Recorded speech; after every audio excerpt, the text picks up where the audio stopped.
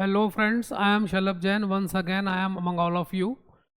And as you know, we are running series of the chapters of Flamingo, class 12th book. In this series, the first chapter we have completed the last lesson, which has been written by Alphonse Daudet. And today we are starting the second chapter, part 1, Lost Spring, written by Anees Jung. The first part, sometimes I find a rupee in the garbage. In fact, Anees Jung has divided the story into two parts.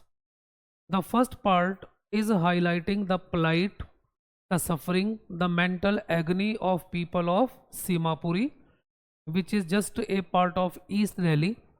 If you go just nearby Dilshad Garden, crossing the flyover, you will find the colony of rag pickers.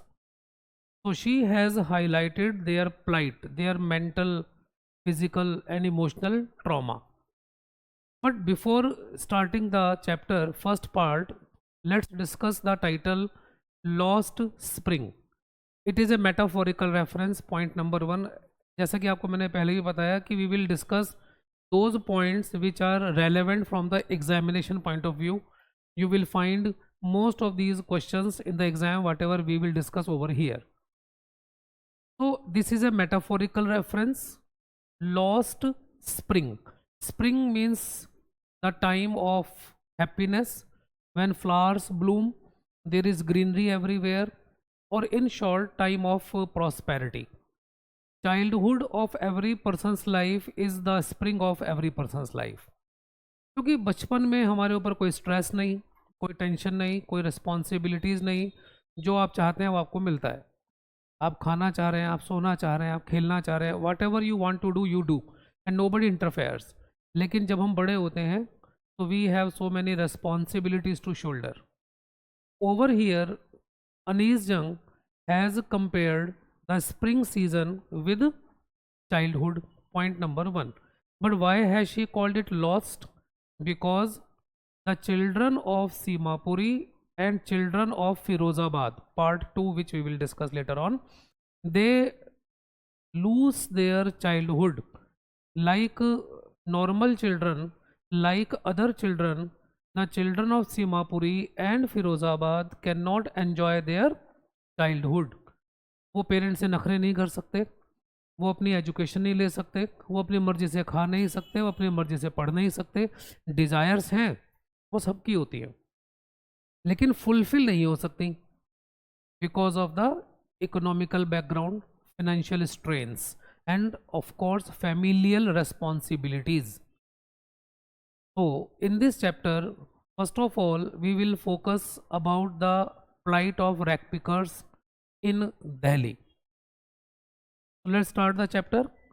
Anees Jung interacted with the group of rag pickers and one of them was Sahib. मैंने पूछा, बेटे ये आप स्क्राउंजिंग क्यों करते हो? स्क्राउंजिंग का मतलब होता है searching. When you just scratch the heaps of garbage.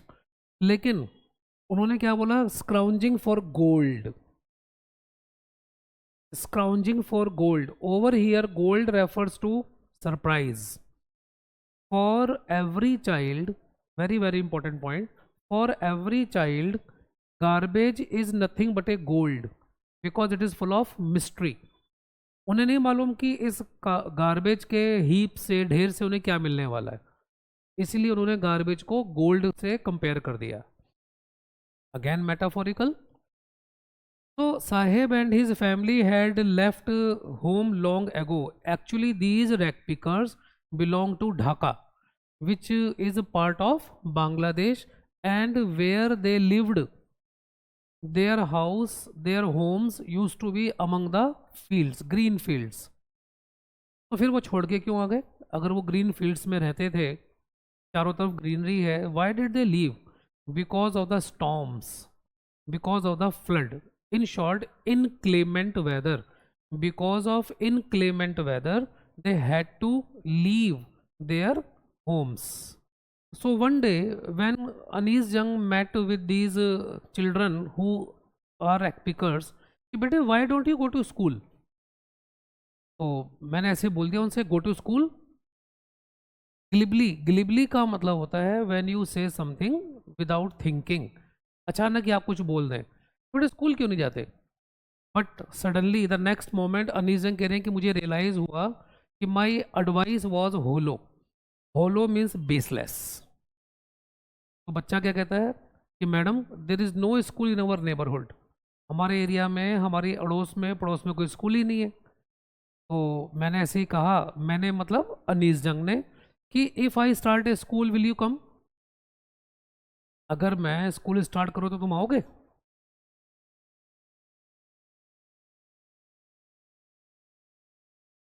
तो बच्चा बड़ा खुश हुआ। क्या कहता है वो,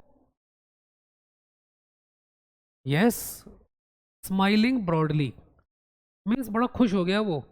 देखो, दोनों जो भी हमने फर्स्ट चैप्टर डिस्कस किया, द लास्ट लेसन, और इस चैप्टर में क्या एक पॉइंट नजर आया आपको।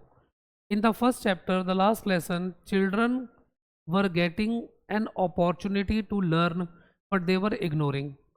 Over here these children want to get education but they are not having opportunities. Exam में दोनों में कॉम्बिनेशन भी आ सकता है, ध्यान रखिएगा। तो मैंने प्रॉमिस कर दिया और कुछ ही दिन हुए होंगे, वो बच्चा भागता हुआ आया, साहब कि madam is your school ready. This shows कितना ऑब्सेस्ड है वो पढ़ने के लिए। उसको उसको इतना भी मालूम नहीं है कि it takes time to school. हालांकि Anis Jung of course was not serious. तो मैंने कहा बेटे it takes time to build a school, but side by side I was feeling uncomfortable to make such type of promise which was useless. ये line आपके exam में आ सकती है। But promises like mine about in every corner of this bleak, bleak means dark, sad, gloomy world. मतलब इस type के वादे कोई ना कोई इनसे करता ही रहता है। The people who belong to slum area, they are habitual of getting such type of promises. अगर आपको याद हो, हमने एक पोम डिस्कस की थी, road side stand.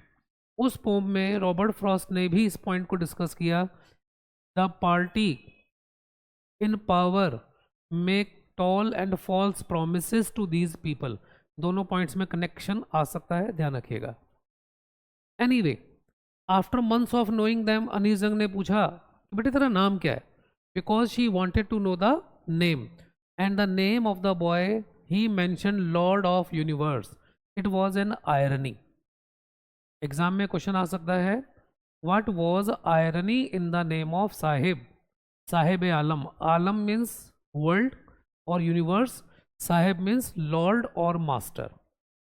Y is it irony? The person who is lord of the universe, he is garbage, he is scrounging the garbage moving street to street. मतलब नाम और reality both are pole apart, that is irony. तो मैंने एक दिन पूछ ही लिया कि बेटे why are you wearing chappals, तुम स्लीपर्स क्यों पहनते हो। This is very very important point. तो बच्चा क्या जवाब देता है यहाँ पर, साहिब ने क्या जवाब दिया कि my mother did not bring them down from the shelf, but actually he was trying to highlight his poverty. These children can not afford slippers, that's why walking barefoot has become their tradition. Shoes चाहते हैं ये बच्चे, लेकिन इनकी destiny में नहीं है, क्योंकि getting 2 times of meal is a luxury for them. तो पहले स्टमक को फ्यूल चाहिए, उसके बाद अदर थिंग्स आर रिक्वायर्ड। यहाँ पर 2 वक्त की रोटी ही लग्जरी है। तो shoes, slippers, I mean chappals, these things become secondary. That's why walking barefoot in the city has become a traditional. इनका एक ट्रेडिशन बन चुका है। लेकिन obviously they do not want to show their poverty, इसलिए क्या कहते हैं कि मदर ने स्लीपर्स उतार करके नहीं दिए। अब आपके एग्जाम में पॉइंट जरूर आएगा, why did Anees Jung mention story of man from Udupi. ये एग्जाम में क्वेश्चन आएगा आपके, अब ये पॉइंट लिख लें, it is very very important point कि why did Anees Jung mention the story of man from Udupi. हुआ क्या अनीस जंग बताती हैं अपनी इस स्टोरी में कि I remember a story of man from Udupi once told me, कि जब वो मैन जो आज मैच्योर पर्सन है, when he was a boy और school boy, his father was a priest in an old temple, and the boy जिसने ये कहानी अनीस जंग को सुनाई आफ्टर गेटिंग मैच्योरिटी, कि मैडम जब मैं बच्चा था, माई फादर, हम कहाँ रहते थे, उदीपी में, my father was a priest, और मेरा बड़ा मन था कि मैं स्कूल जाऊं, I must have a bag, जिसको आप सैचल भी कहते हैं, मेरे पास यूनिफॉर्म हो, मेरे पास शूज़ हो।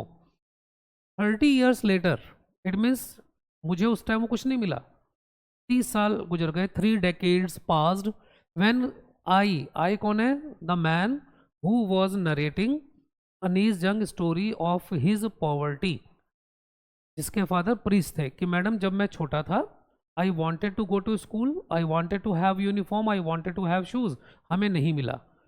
Time kept flying, after 30 years when I visited my native place, तो मैंने क्या देखा, मैंने देखा कि जो टेम्पल था, which was now drowned in an air of desolation, अब तो सुनसान हो गया था, मतलब it was very much old looking, लेकिन इन द बैकयार्ड नया प्रिस्ट आ गया था, and there were red and white plastic chairs, red और वाइट कलर की वहाँ प्लास्टिक चेयर्स थी।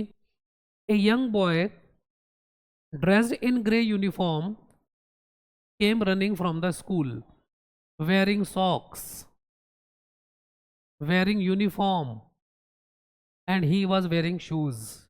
क्या समझ आया आपको?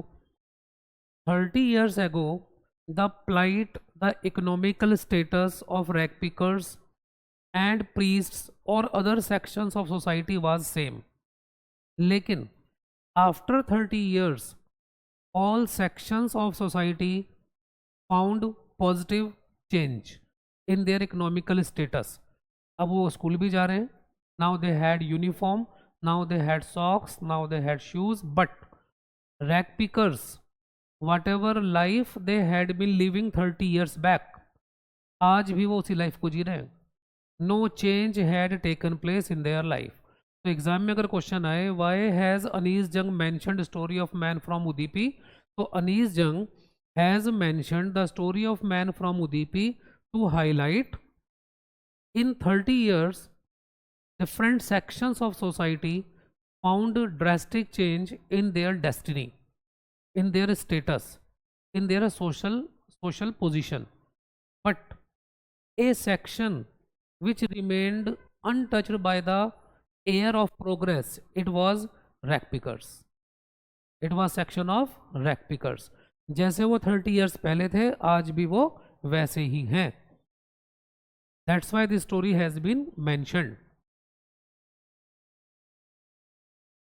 अनीस जंग बताती है कि in 1971 these people had come from Bangladesh. Bangladesh में कहाँ से? ढाका से. इससे पहले एक लाइन आप अंडरलाइन कर लीजिएगा, Seemapuri, a periphery of Delhi yet miles away from it metaphorically. This is very important line from the examination point of view. What is the meaning of this line? Simhapuri, it is part of Delhi, but if you visit over there, अगर आप यहाँ visit करेंगे, you will not feel कि आप दिल्ली में खड़े हैं. क्या लगेगा आपको? You will feel you are standing in a very remote area of Delhi. ऐसा एरिया जो दिल्ली से बहुत दूर है, जहाँ सिर्फ गार्बेज है, फाउल स्मेल है, पॉवर्टी है और सिर्फ नेगेटिविटी है, ग्लूमीनेस है. आपको लगेगा ही नहीं कि you are standing in the capital city of India.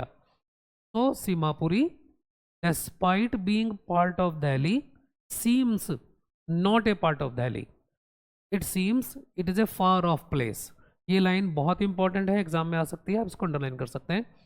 And secondly, 1971 was the time when these people had started settling in Simhapuri, switching or shifting from Bangladesh. Or in 1971, Simhapuri was a wilderness. It was a deserted area. no human population was there, and the living standard, roof of tin, tarpaulin, without sewage, no running water, and at that time 10,000 backpackers used to live. But now the population of Simapuri is too much. At that time they lived without a ration card, sorry, without permits, without any identity card, but they were given ration card because politicians gave them an access to have ration card.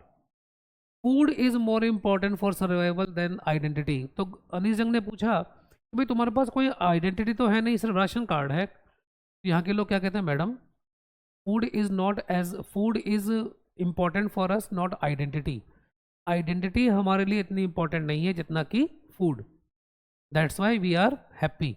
और वैसे भी madam, if in the evening we are going to bed without an aching stomach means hungry stomach. अगर रात को, शाम को हम भूखे पेट अपने घर नहीं जा रहे हैं, अपने बेड पर नहीं जा रहे हैं सोने के लिए, दैट इज़ बेटर. वो लाइफ बढ़िया है, हमें और कुछ नहीं चाहिए. We would rather live here than in the fields. ऐसे फील्ड्स में रहने का क्या बेनिफिट जो हमें ग्रेन नहीं दे सकते, हम यही खुश हैं. दो it is full of garbage, चाहे कूड़े का ढेर ही क्यों ना हो. तो अनीस जंग ने किससे इंटरेक्शन किया? He interacted with a group of women in tattered saris. Tattered का मतलब होता है in very very poor condition. जो साड़ियाँ फटी हुई हों, जिनमें तार तार हो रखे हों. This shows their poverty. Still they were happy, क्योंकि at least they were getting 2 times of meal. और जहाँ भी इनको खाना मिलता है, अकॉर्डिंग टू द वीमेन टू whom अनीस जंग इंटरव्यूड, कि मैडम जहाँ भी हमें खाना मिलता है तो हम तो अपने ट्रांजिट में टेम्पररी होम्स बना लेते हैं. Now very very important line, children grow up in them becoming partner of their parents in the race of survival. It means just like title क्या है, lost spring. When a child takes birth in our family, he does not enjoy his और her childhood, he joins the family profession, that is rag picking.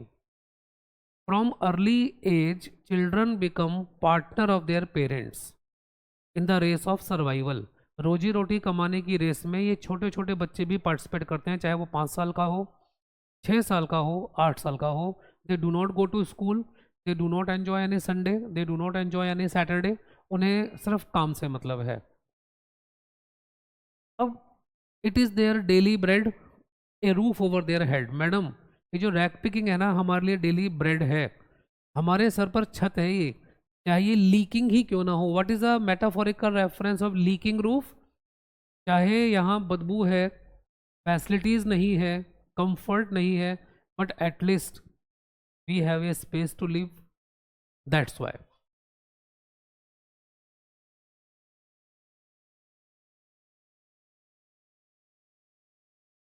I sometimes find a rupee, even a 10 rupee, sometimes a silver coin. Why did Anees Jung mention this point over here? Garbage was gold for children. Garbage was a source of livelihood for adults. क्योंकि sometimes children get 10 rupee note, silver coin, or something expensive sometimes. And when a child found something expensive from the mound of garbage, they felt tempted, because for them every heap of garbage was a source of mystery, was full of mystery. So for children, garbage was gold, garbage was a mystery, but for adults, for their parents, it was means of survival. Got it? This is very very important point. So one winter morning, Sahib was standing at the fenced gate of neighborhood club. इसका मतलब अंदर game चल रहा है, and he wanted to enjoy the game, but because he was a rag picker, he was not allowed to enjoy the game. But today Sahib was wearing some shoes. Shoes पहने हुए हैं उसने. And from where did he get the shoes? Some rich boy who perhaps refuse to wear them because of a hole in one of them. हम लोग भी जब कोई शू, कोई क्लॉथ खराब हो जाते हैं तो हम उसको हम डिस्कार्ड कर देते हैं. ऐसा ही कोई शू किसी रिच बॉय ने फेंक दिया होगा. From the heaps of garbage Sahib got the shoes and now he was wearing them. For one who has walked barefoot, even shoes with a hole is a dream come true. That is very very important point. अगर आप नंगे पैर घूमते हैं तो शू इसमें एक whole ही क्यों ना हो, एक या दो होल हो, तो भी आपके लिए वो it is a like realisation of dream. तो game he is watching so intently is out of his reach. हालांकि शूज़ तो मिल गए अमीर लोगों के, लेकिन गेम वो नहीं एंजॉय कर सकता because it was beyond his reach. Now the last and very very important point.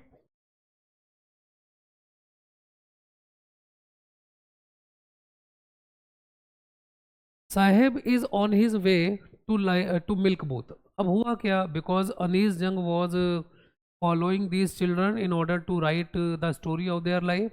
One day Anees Jung noticed the boy, he was coming from the milk booth and he had steel canister.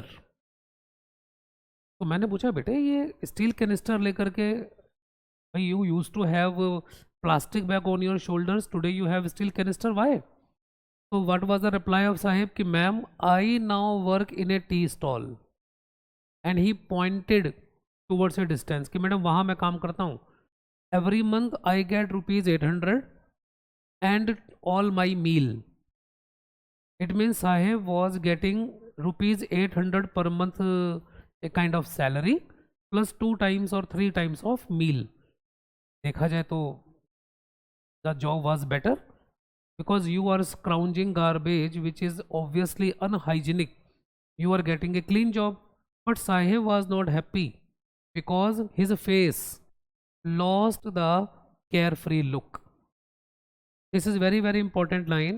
The steel canister seems heavier than the plastic bag he would carry so lightly over his shoulders. क्या मतलब है इस line का? The steel canister though lighter in weight than the plastic bag, but for Sahib Alam it was heavier. फिर सुन लीजिए, steel canister जो वो लेकर के जा रहा है वो वेट में हल्के हैं.